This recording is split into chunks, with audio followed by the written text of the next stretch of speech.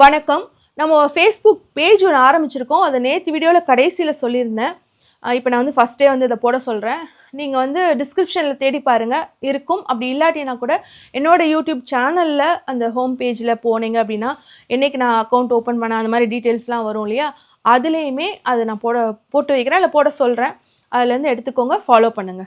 எத்தனை பேர் முதல் ஷோவே பார்க்கணும், இன்றைக்கி ரிலீஸ் ஆக போகிற பராசக்தி படத்துக்குன்னு டிக்கெட் புக் பண்ணீங்க? யாருக்கெல்லாம் கிடச்சிது, யாருக்கெல்லாம் கிடைக்கல, யாரெல்லாம் மெதுவாக பார்த்துக்கலாம்னு நினச்சிட்ருக்கீங்க. ஆனால் ஒன்று, பராசக்தி படத்தை கொண்டாடணும், பார்க்கணும் அப்படின்னு முடிவு பண்ண அத்தனை பேரும் இன்றைக்கி பார்த்தாலும் சரி, இல்லை என்னைக்கு பார்த்தாலும் சரி, உங்களுக்கு இது ஃபீஸ்ட்டு பொங்கல் தான். ஆனால் பீஸ்ட்டு பிளாஸ்ட்டு அப்படின்னு பேசிகிட்டு இருந்த ஒருத்தருக்கு என்னம்மா சர்டிஃபிகேட்டே இல்லையா, உனக்கு போகியே இல்லைடா, இப்போ எங்கே பொங்கல், பிறந்த நாளே இல்லையா அப்படிங்கிற மாதிரி இருந்துச்சு. ஆனால் எங்கே பார்த்தாலும் அழுகிற சத்தம் பயங்கரமாக இருக்குது. ஊழுன்னு அழுதுட்டு இருக்கானுங்க. கடைசி படம் தானே, பணம் இல்லையே. ஏன்னா ஊருக்குள்ளே தான் கடைசி பெருசு யாராவது பணமாயிட்டாங்கன்னு வச்சுக்கோங்களேன், செத்து போயிட்டாங்கன்னா, இல்லை ஊர் தலைவர் யாராவது செத்து போயிட்டாங்க அப்படின்னா, ஊருக்குள்ளே ஏதாவது ஒரு திருவிழா இல்லை திருமணம் அப்படின்னு நிச்சயிக்கப்பட்டிருந்துச்சுன்னா, திருவிழானா கேன்சல் பண்ணிடுங்கப்பா, திருமணம்னா சிம்பிளாக வந்து நீங்கள் கொண்டாடிக்கோங்க, 16 நாள் காரியம் ஆகட்டும், அதுக்கப்புறம் வேணால் நம்ம ரிசப்ஷன் அந்த மாதிரி பெருசாக தான் வச்சுக்கலாம் அப்படின்னு சொல்லிட்டு ஊரில் இருக்கிற மற்ற பெருசுங்களாம் சேர்ந்து முடிவு பண்ணுவோம். ஊழு அழுதுட்டு இருப்பாங்க. நீங்கள் என்ன இப்படி அழுதுகிட்டே இருக்கீங்க? அம்மா உங்கள் பேர் அந்தணன் தானே, அப்போ சரியாக தான் பேசுகிறீங்க. நான் கூட அஞ்சரையோ இல்லை அறிவு கட்டணும்னு நினச்சிட்டேன். நான் அப்படின்னா மாற்றி பேசுகிறதுக்கான வாய்ப்புகள் இருக்குது, யோசிக்கிறதுக்கான கொஞ்சமாவது வாய்ப்புகள் இருக்குது. ஆனால் உங்கள் பேர் வந்து உங்களுக்கு சரியாக தான் இருக்குதுன்னு நினைக்கிறேன். அப்போ நீங்கள் இப்படி தான் பேசணும். சார் என்ன சொல்கிறாரு அப்படின்னா, இப்போ ரஜினி வந்து கடைசி படம் அப்படின்னு அறிவிக்கிறாரு அப்படின்னா கமல் ரிலீஸ் பண்ணுவாரா அப்படின்னு கேட்குறாரு. தெரியலையேங்க, நாங்கள் இந்த மாதிரி கடைசி படம் அறிவித்தது மாதிரி யாருமே சிவாஜி எம்ஜிஆருக்கே நாங்கள் கேள்விப்பட்டது இல்லையே, எங்களுக்கு தெரியல அந்த சுச்சுவேஷன்லாம். சரி, இப்போது உச்சநட்ச நடிகர் விஜய் அவரோட படம் கடைசி படம்னு சொல்லும்போது சிவகார்த்திகேயனை ரிலீஸ் பண்ணுறாருன்ட்டு என்னங்கயா அது நியாயம்? அதாவது விஜயோட படம் தீபாவளிக்கு ரிலீஸ் ஆக இருந்துச்சு, சிவகார்த்திகனும் ரிலீஸ் ஆக இருந்துச்சு. சிவகார்த்திகேயன் இன்ஃபேக்ட் வந்து சரி போனால் போகுது அப்படின்னு பொங்கலுக்கு நகர்த்தி கொண்டு வந்திருக்கிறாரு. இவனுங்க அப்போவும் ரிலீஸ் பண்ணாமல் இவனுங்களும் பொங்கலுக்கு கொண்டு வந்துட்டு இவங்க காத்திருக்கணுமாம்மா. சிவகார்த்திகேயன் ஒரு படம் பொட்டிக்குள்ளே தூங்குனா அதுக்கான லோன் இன்ட்ரெஸ்ட்லாம் எவ்வளோ ஆகும்னு எங்களுக்கு தெரிகிற விட திரை விமர்சனம் பண்ணிக்கிட்டு சோஸ்ன்னு பேசிகிட்டு இருக்க உங்களுக்கு தான் தெரிஞ்சிருக்கணும். ஆனால் நீங்கள் மனசாட்சி இல்லாமல் இது எப்படி நியாயமாகும், மரியாதை கொடுக்கணும்னு பேசிகிட்டு இருக்கீங்க. இப்போது உங்களுக்கு சர்டிஃபிகேட் கிடச்சிச்சா? கிடைக்கல. உங்களை நம்பி அவர் சரி போனால் போகுது பெருசாச்சே அப்படின்னு சொல்லிட்டு இன்னும் போஸ்ட்பான் பண்ணியிருந்தாருன்னு வச்சுக்கோங்க, சிவகார்த்திகேயன் என்ன ஆயிருக்கும்? கடைசியில் நீங்கள் உட்காந்துருப்பீங்க, அவர் உட்காந்துருந்துருப்பார். பொங்கலுக்கு யாருக்குமே எந்த படமே கிடச்சிருந்துருக்காது. எதுக்கு இப்படி அழுதுட்டு இருக்கீங்க? சரி கடைசி படம்னா பொங்கல் அன்னைக்கு தான் ரிலீஸ் பண்ணுவேன், தீபாவளி அன்னைக்கு தான் ரிலீஸ் பண்ணுவேன், நீங்கள் அடம் முடிக்கிறீங்க. கடைசி படம் தானே, கருத்து சொல்கிற மாதிரி வேணால் படம் எடுத்துக்கோங்க அப்படின்னு சொல்லிட்டு சந்தோஷமாக என்றைக்கு வேணால் ரிலீஸ் பண்ணிக்கலாம்ல. அதான் இப்போ ரிலீஸ் சர்டிஃபிகேட் தள்ளி போனதுக்கு அப்புறம் பார்த்தீங்க அப்படின்னா நிறைய பேர் என்ன சொன்னாங்க, எங்கள் தலை படம் நீங்கள் தடுத்து நிறுத்திடுவீங்களா? பொங்கலுக்கு வரலைன்னா என்னங்க, நாங்கள் ஒரு 10 நாள் லீவ் போட்டாவது அந்த படம் எப்போ ரிலீஸ் ஆகுதோ அதுதான் எங்களுக்கு பொங்கல் பார்க்குறோம் அப்படின்னு சொல்கிறாங்கல்ல. இப்படி ரசிகர்களை வச்சுட்டு ஏன் இந்த ஊழ்னு அழுதுட்டு இருக்கீங்க? அவங்க பார்க்க தயாராக தான் இருக்காங்க, பார்ப்பாங்க. அழுகாதீங்க. இன்ஃபேக்ட் வளர்ந்து வந்துட்டு இருக்க நடிகர்களுக்கு தீபாவளி அப்பமோ பொங்கல் அப்பமோ இல்லைன்னா ஆங்கிலம் இல்லை தமிழ் புத்தாண்டு அப்போ தங்களோட படம் வர்றது பெரிய கனவாக இருக்கும், பெரிய லட்சியமாக இருக்கும், சாதனையாகவும் இருக்கும், போராட்டமாகவும் இருக்கும். விஜய் எடுத்துக்கோங்க, இத்தனை வருஷம் இண்டஸ்ட்ரியில் இருந்திருக்காரு, உச்சபட்சமாக இருந்திருக்காருன்னு சொல்கிறாங்க. அந்த உச்சபட்சத்தில் எல்லா அதாவது அவர் கரியரில் ஓரளவுக்கு சக்ஸஸ் ஆகி வந்ததுக்கப்புறம் அவருடைய எல்லா படங்களுமே எதோ தீபாவளி இல்லாட்டினா பொங்கல் இல்லைன்னா தமிழ் ஆங்கில புத்தாண்டுகளில் எதுலையோ ஒன்றில் வந்திருக்கும். என்னைக்காவது இவர் யாருக்காவது விட்டு கொடுத்துருக்காரா? விட்டே கொடுத்துருந்துருக்க மாட்டார். அப்புறம் எதுக்கு வளர்ந்து வர மற்ற நடிகர்கள் இவருக்காக விட்டு கொடுக்கணும்னு எதிர்பார்க்குறாங்க? ஏன் இவரோட அப்பா இவருக்கு வந்து முகம் வந்து பரிச்சயமாகணும் மக்கள்கிட்ட அப்படிங்கிறதுக்காக முதல்ல அறிமுகப்படுத்தணும் அப்படின்னோடனே விஜயகாந்த் கிட்ட தான் போய் நிற்கிறாரு. நீங்கள் நடிச்சு கொடுங்க, அவரை செகண்ட் ஹீரோவாக போடுவோம், மக்களோட மனசில் வந்து அவரோட முகம் போய் நிற்கட்டும் அப்படின்னோடனே விஜயகாந்த் எஸ்.ஏ. சந்திரசேகர் அப்படிங்கிற ஒரே காரணத்துக்காக அந்த படத்தில் காசே வாங்காமங்க நடித்து கொடுத்து இவரை வந்து அறிமுகப்படுத்தி விடுறாரு. அந்த விஜயகாந்துக்கு போட்டியாக எத்தனை முறை வந்து இந்த விஜய் தன்னோட படத்தை தீபாவளி அன்றோ பொங்கல் அன்றோ ரிலீஸ் பண்ணியிருக்கிறார் அப்படிங்கிற லிஸ்ட்டை நான் வந்து போட சொல்கிறேன், பார்த்துக்கோங்க. உங்களுக்கு இருந்துச்சா மரியாதை? நம்மளை அறிமுகப்படுத்தினா நம்மளுடைய அண்ணன் அவரோட படம் வந்து வந்துட்டு போட்டும், நம்ம 2 நாள் கழித்து வந்து 2 நாள் 1 நாள் கூட இல்லைங்க, சேம் டேட்டில் ரிலீஸ் பண்ணியிருக்கான். இவன் வந்து மரியாதையை எதிர்பார்க்குறான், இவங்க வந்து மரியாதை செய்வாங்க. மரியாதை அதான் நான் சொன்னேன்ல, கடைசி பணத்துக்கு வேணால் மரியாதை செய்யலாங்க, கடைசி படத்துக்கெலாம் செய்ய முடியாது. இதே பேட்டியில அந்தணன் வந்து ஒரு பெரிய உருட்டை உருட்டியிருக்காரு. ஒண்ணு இந்த பக்கம் உருட்டு, இல்லன்னா இந்த பக்கம் உருட்டு. அது என்ன 2 பக்கம் உருட்டுற அப்படின்னு நம்ம கேட்போம்ல. இவர் என்னடான்னா எல்லா பக்கமும் ஒரு உருட்டு. அதாவது சிவகார்த்திகேயன் விஜய்க்கு ஃபோன் பண்ணதாகவும், விஜய் அந்த ஃபோனை எடுக்காம அவாய்ட் பண்ணி தள்ளி வச்சு ஒதுக்குறதாகவும் ஒரு பாயிண்ட் சொல்றாரு. அவருக்கு பிடிக்கலங்க அவர்ட்ட பேச அப்படின்ட்டு. 2வது என்ன சொல்றாருன்னா, சிவகார்த்திகேயன் அவர்கள் வந்து விஜயை தானே தொடர்பு கொண்டு பேசியிருக்கணும். விஜய் அவர்கள் வந்து எந்த ஃபோன் வந்தாலும் அட்டன் பண்ணி பேசுவார். அட்லீஸ்ட் வந்து மிஸ் காலை பார்த்தோன்னா திருப்பி கூப்பிடுவார். அப்படி இருக்கும்போது இவர் தானே ரீச் பண்ண ட்ரை பண்ணியிருக்கணும். இவர் ஏன் ரீச் பண்ண ட்ரை பண்ணாமல் மேனேஜர் ஜெகதீஷன்ட்ட போய் பேசினார் அப்படிங்கிற ஒரு கேள்வி வைக்கிறார். 3வது என்ன சொல்கிறார் அப்படின்னா, சிவகார்த்திகேயன் மனசில் என்னமோ இருக்குங்க, கில்ட்டு ஃபீலிங் இருக்குது. அதனால தான் விஜயை தொடர்பு கொள்ளாமல் ஜெகதீஷனை தொடர்பு கொண்டு ஆல் ஓகேல கிளாஷ் இல்லை அப்படின்னு கேட்டுட்டு நீங்கள் கேட்டு சொல்லுங்கள் விஜய்கிட்ட அப்படின்னு சொல்லிட்டு விஜய் அவர்கள் பதில் சொன்ன உடனே ரிலீஸ் பண்ணலாம் அப்படின்னு சொல்லிட்டார். அவர் எப்படிங்க சொல்லுவார், நிப்பாட்டி வைங்கன்னு சொல்லுவாரா அப்படின்னு கேட்குறாரு. 2 கேள்வி என்னன்னா, நீ பெரிய மனுஷனா இருந்தா, உச்ச நட்சத்திரம் இருந்தா எதுக்கு நிப்பாட்டி வைக்கணும்னு சொல்லணும்? நீ சொன்னது அப்போ வந்து மனசால ஒன்று நினச்சிக்குவ, ஆனால் வாயால் ஒன்று சொல்லுவியா? அப்போ அவ்வளோ கேடுகட்ட மோசமானவனா விஜய்? இது. இன்னொரு கேள்வி என்ன தெரியுமா, அவர் என்ன படத்தில் நடிச்சிருக்கிறாரு? பராசக்தி. உன்னோட கட்சி எது மூலமாக ஆரம்பிச்சது? திராவிடமும் தமிழ் தேசியம் என் 2 கண்கள் அப்படின்னு சொல்லிட்டு அதான் எங்களோட கொள்கை, எங்களோட கோட்பாடு அப்படின்னு தானே கட்சி ஆரம்பிச்ச. தமிழ் தேசியம் பேசக்கூடிய படம் தான் பராசக்தி. தமிழை நிலைநிறுத்தக்கூடிய படம் தான் பராசக்தி. ஹிந்தி எதிர்ப்பை சொல்கிற படம் தான் பராசக்தி.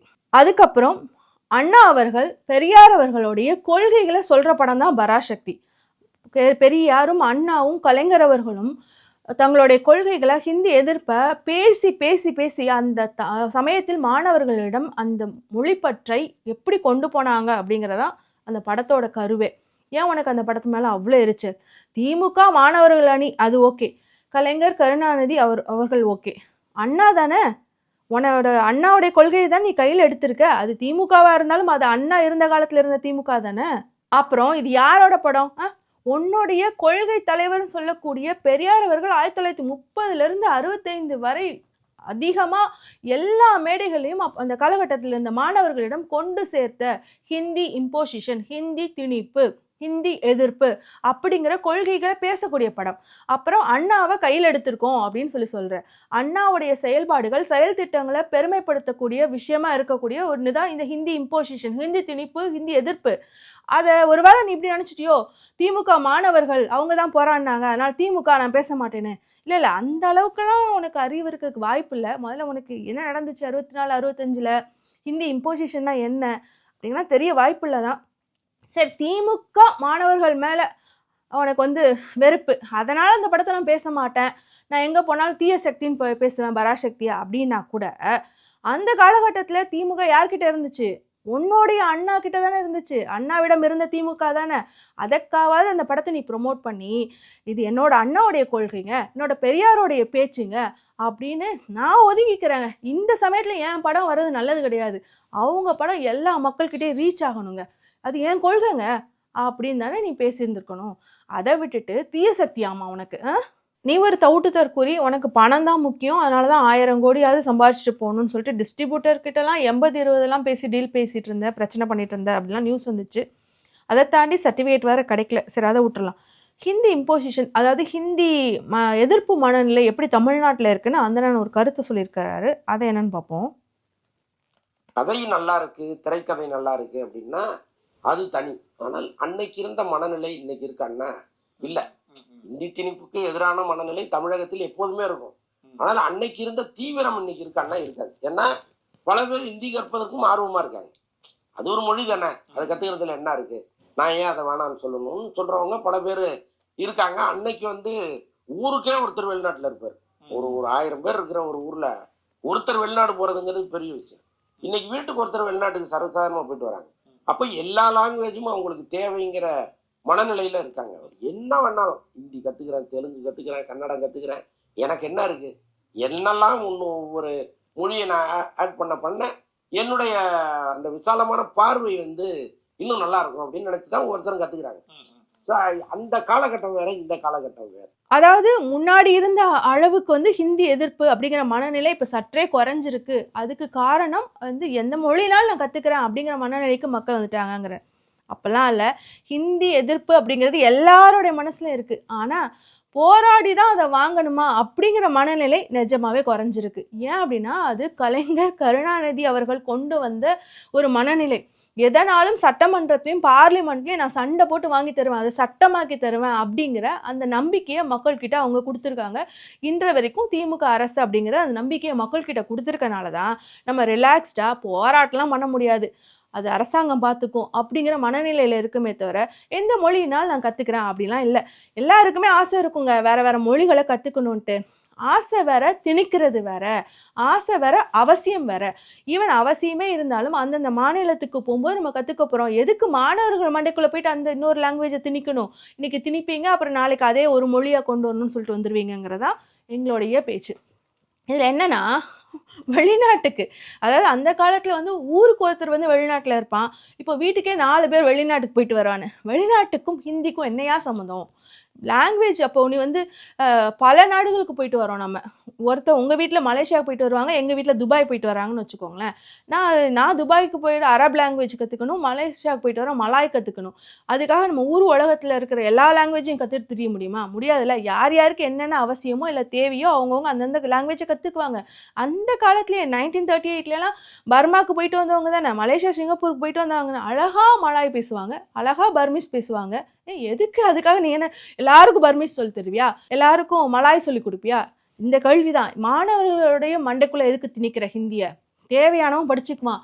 அதற்காக மொழிப்பற்றெல்லாம் இல்லாமல் இல்லை, ஹிந்தியை திணிக்கணும்னு எவன் வந்தாலும் வார்டன்னாலே நாங்கள் அடிப்போம். ஆனால் அடிக்கிற விதம் வேற மாதிரி இருக்கும். முன்னாடி வேற மாதிரி அடித்தாங்க, இனிமேல் வேற மாதிரி அடிப்பாங்க, அவ்வளோதானே தவிர நீ கிக்கி பிக்கிலாம் பண்ணிட்டு இருக்காது. எனக்கு சிரிப்பா வருதியா? வெளிநாட்டுக்கும் ஹிந்திக்கு என்ன சம்பந்தம்? அந்த காலகட்டம் மாதிரி ஹிந்தியை தீவிரமா யாரும் எதிர்க்கல அப்படிங்கிறத போற போக்குல அவர் வந்து 2 விஷயமா பதிவு பண்றாரு. நம்மளுக்கெல்லாம் என்னமோ உணர்ச்சியே செத்து போயிட்ட மாதிரியும், இன்னொன்று வந்து அப்போ அந்த படம் ஓடிச்சு, இப்போ அந்த படம்லாம் வந்து ஓடுறது கஷ்டங்க, ஹிஸ்டாரிக்கல் மூவிலாம் அப்படிங்கிற மாதிரி இருக்கு. இந்த ஆடசேன்னு சொல்லுவாங்க, இல்லை ஒடிசி அப்படின்னு ஒரு படம் பேர் சொல்லுவாங்க, கிறிஸ்டோஃபர் நோலனுக்குள்ளது. அது வந்து வேர்ல்டு வார் 2 சம்மந்தப்பட்ட படம். அது ஓடுன்னு நம்பி தானே அவ்வளோ செலவு பண்ணி எடுத்துட்டு இருக்காங்க. அவரோட இன்னொரு படம் ஆப்பன்ஹைமர், அதுவுமே அந்த வேர்ல்டு வார் பாம் சம்மந்தப்பட்ட படம் தான். அது எப்படி ஓடுச்சு? எல்லா இடத்துலையுமே ரீச் ஆச்சுங்க வேர்ல்டு முழுக்க. அந்த படம் வந்து ஓடாதுன்னு நினச்சி தான் அவர் எடுத்தாரா? இல்லையே. ஏன் அவ்வளோ தூரத்துக்கு போயிட்டு? நம்ம காந்தாரா இல்லை நம்ம படித்து அதுக்கப்புறம் வந்து சின்ன சின்ன குறுஞ்செய்திகளாக வந்து தொடராக வந்த ஆடியோவில் கேட்ட பொன்னியின் செல்வன், அந்த படம் எப்படி வந்து இப்பவும் நம்பி அந்த படத்தை எடுத்துட்டு இருக்காங்க? ஓடாதுன்னு நினச்சா? ஓட நினச்சி தானே. அந்த கதை எல்லாருக்கும் தெரியும், எல்லா விதமாகவும் நம்ம படிச்சிருப்போம், கேட்டிருப்போம். ஒரு புளிச்சு போன மாவு தான், அதாவே திருப்பி படம் எடுக்கிறாங்களே. எப்பயுமே ஹிஸ்டாரிக்கல் மூவி இல்லைன்னா அட்ராக்டான ஒரு சப்ஜெக்ட் அப்படின்னா எப்பயுமே ஓடும். இப்போ தான் ஓடும், அப்போ தான் ஓடும்லாம் யாருமே ஜட்ஜ் பண்ண முடியாது. அப்படின்னா ஹிஸ்டாரிக்கல் மூவியே எந்த வேர்ல்டில் எந்த இதுலேயுமே வந்துடாது. என்னையா லூசுதனமா நீ எல்லாம் சினித்துறையில் உட்கார்ந்துட்டு இருக்கியா? எனக்கு ரொம்ப டவுட்டாக இருக்குது. உலகத்திலேயே மொழி பற்றால் மொழிக்காக போராடிய ஒரு இனம் அப்படின்னா நம் இனம்தான். அதுலேயும் உயிர் நீத்தவர்கள் ஏராளம். அதில் ஒருத்தர் தான் கீழப்பழுவூர் சின்னசாமி அவர்கள். அவரை பற்றி நம்ம நேற்றும் பேசியிருந்தோம். ஏன்னா சீமான் போராட்டத்தில் அவருடைய மரணம் குறித்து அவர் தீக்குளித்து தற்கொலை செய்து கொண்டார். அதற்கு காரணம் அண்ணா தான். அண்ணா கிட்ட போய் பேசிட்டு வந்ததுக்கப்புறம் தான் விரக்தியின் காரணமாக செய்து கொண்டார் அப்படின்னு அவதூறை பரப்பிட்டு இருக்கான். அதை பற்றின கீற்றில் ஒரு முழு கட்டுரையே வந்திருக்கு. அவர் எப்படி மரணித்தார், அதுக்கு யாரு காரணம், என்னெல்லாம் சந்திச்சார் அப்படின்னு. நான் அதை எழுதுனவங்க முதற்கொண்டு நான் டிஸ்பிளேல போடுறேன், பார்த்துக்கோங்க.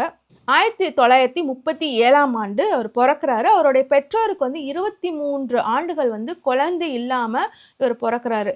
இவருக்கும் திருமணமாகி இவருக்கும் ஒரு குழந்தை பிறக்குது.